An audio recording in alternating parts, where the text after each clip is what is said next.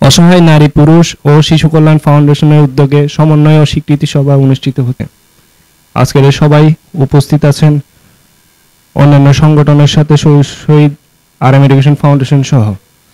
আমি মোহাম্মদ শহীবুল ইসলাম নীরব, RM education foundation Chittagong বিভাগীয় কমিটির সাধারণ সম্পাদক।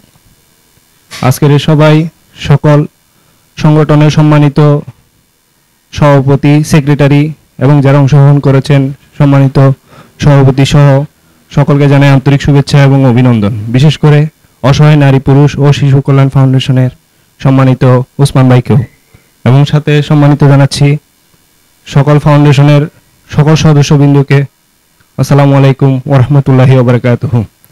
RM এডুকেশন ফাউন্ডেশনের উদ্যোগে আমরা যেসব কর্মকাণ্ড তুলে ধরতে যাচ্ছি সেগুলো হলো তরুণ প্রজন্মকে কাজে টানার জন্য যা যা করণীয় এবং নেক্সট জেনারেশনকে উপরে তোলার জন্য আমরা বিভিন্নভাবে উদ্যোগ গ্রহণ করেছি, বিশেষ করে সামাজিক কার্যক্রমগুলো।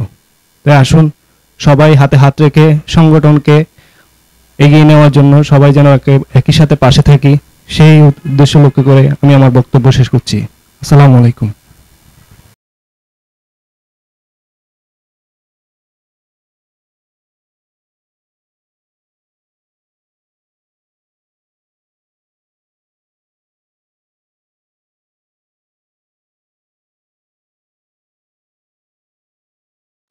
অসহায় নারী পুরুষ ও শিশু কল্যাণ ফাউন্ডেশন সমাজ ও দেশের কল্যাণে নিয়োজিত সংগঠন।